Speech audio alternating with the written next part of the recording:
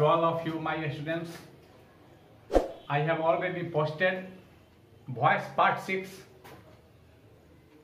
Now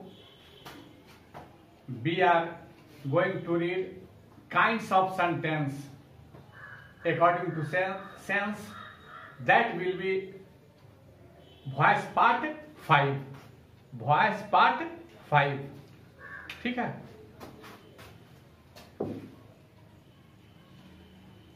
Kinds of sentence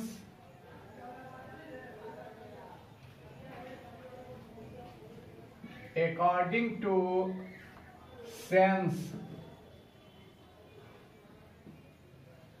अर्थ के अनुसार वाक्य के भेद. एक होता है अकॉर्डिंग टू स्ट्रक्चर. 4 काइंड्स होता है उसमें. सिंपल, कंपाउंड, कॉम्प्लेक्स और मिक्स्ड. लेकिन हम लोग पढ़ने जा रहे हैं kinds of sentence according to sense. There are 5 kinds of sentence according to sense.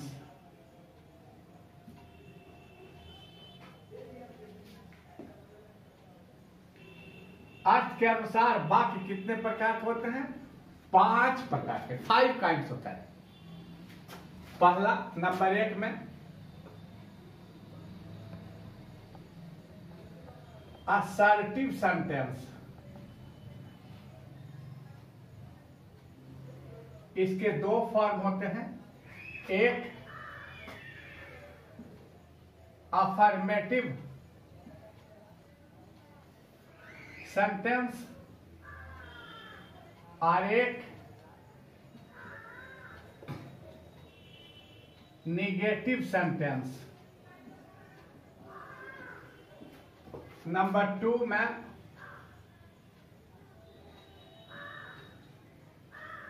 Interrogative sentence. इसके भी 2 फॉर्म होते हैं. एक बिगिनिंग विथ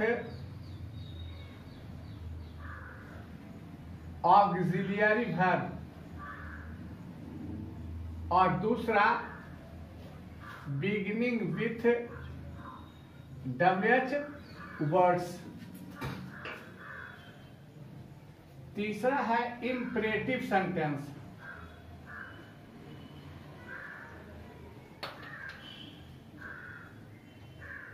इससे बोध होता है ऑर्डर, एडवाइस, रिक्वेस्ट और फॉरबिड.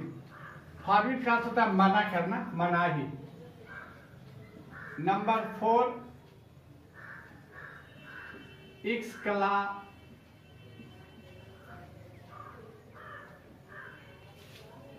Exclamatory sentence. इससे बोध होता है Joy, sorrow, surprise, congratulation, contempt. It is indirect narration में हम लोग पढ़ेंगे इसके विशेष. Number 5 optative sentence.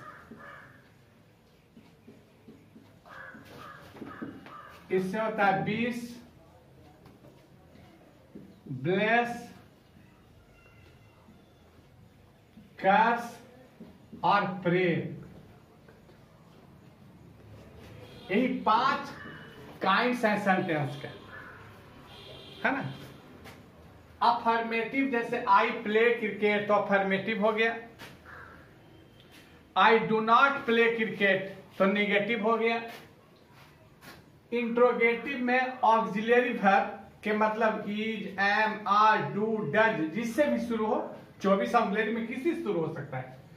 WH words का मतलब भाट, भेन, भेयर, भाई, ये सब से शुरू होगा।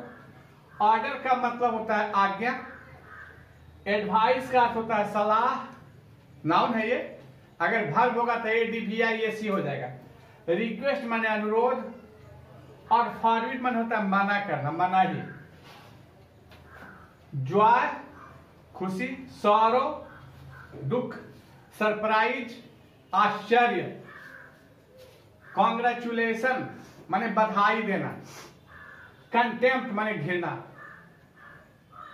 विश माने इच्छा, ब्लेस माने आशीर्वाद, कर्स माने श्राप, और प्रे मीन्स प्रार्थना।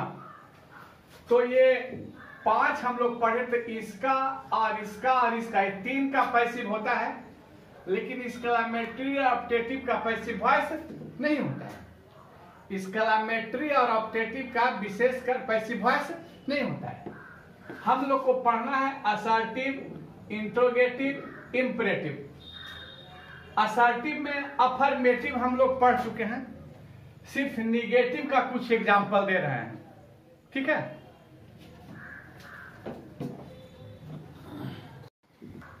निगेटिव सेंटेंस, निगेटिव में जैसे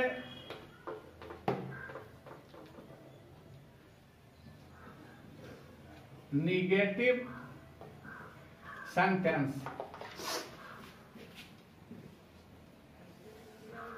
निगेटिव सेंटेंस में अगर डू या डज रहेगा तो इसको हम बदल देंगे इज या एम या आर में, और डिड रहेगा तो इसको बदल देंगे बाज या बेयर में, ठीक है। 2 एग्जांपल दे रहे हैं, 3 गो यहां। जैसे does, he does not like chocolate, ये एक्टिव है। तो डज है तो हो जाएगा he does not like chocolate, तो चॉकलेट पहले चला आएगा। Chocolate is not liked by him, ये हो गया पैसिव। दूसरा example, he did not help you, ये एक्टिव है, हो जाएगा you were not helped by him, ये हो गया पैसिव। एक एग्जांपल ऊपर दे रहे हैं, है ना, इसको मिटा कर जैसे he is not writing a letter, writing a letter, तो इसमें ऑक्सिलरी वर्ब है, ये इज है ही है, तो सिर्फ वही रह जाएगा, सीधे चलाएगा ए लेटर, ये एक्टिव हुआ। पैसिव में हो जाएगा a letter is not being written by him, ये हो गया पैसिव, ठीक है। इसके बाद हम लोग आएंगे इंट्रोगेटिव सेंटेंस में, ठीक। इसके बाद आएंगे हम लोग इंट्रोगेटिव सेंटेंस में।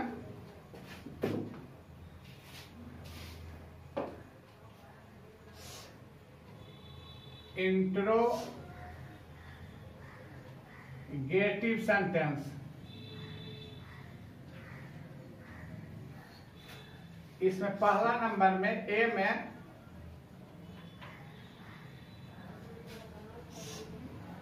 इंट्रोगेटिव सेंटेंस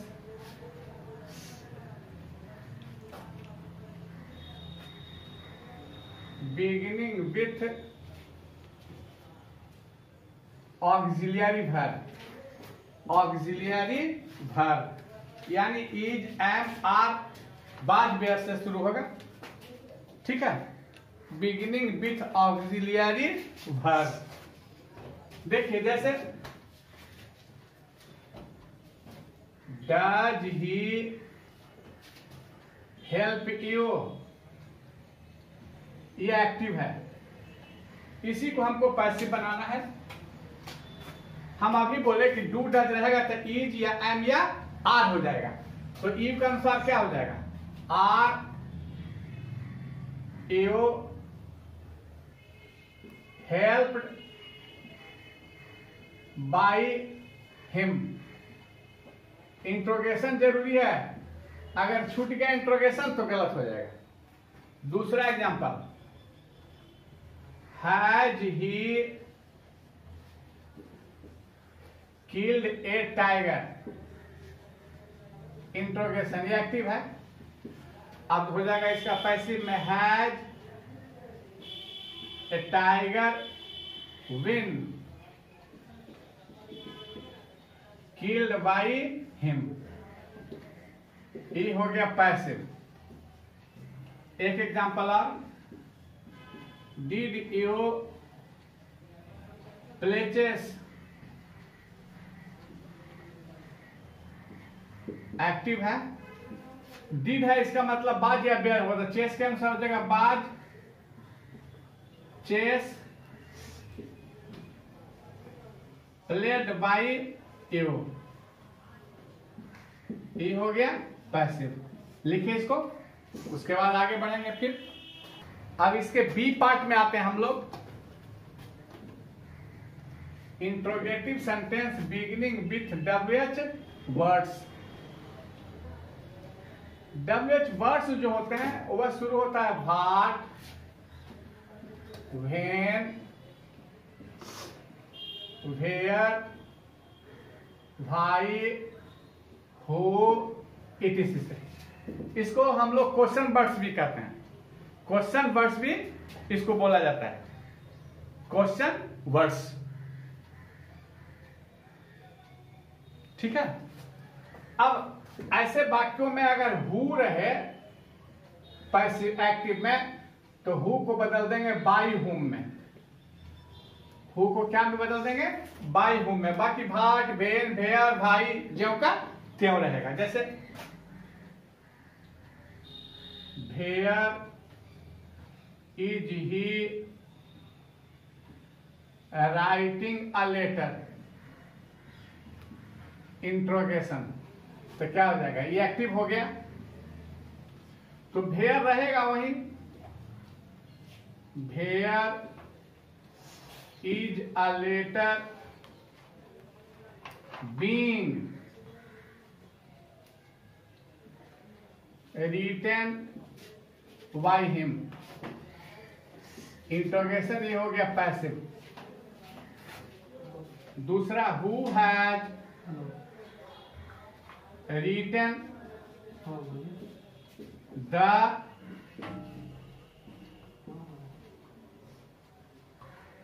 रामायण, ये एक्टिव है, हु को बदल देंगे बाय हुम में, हो जाएगा by whom has the Ramayana been,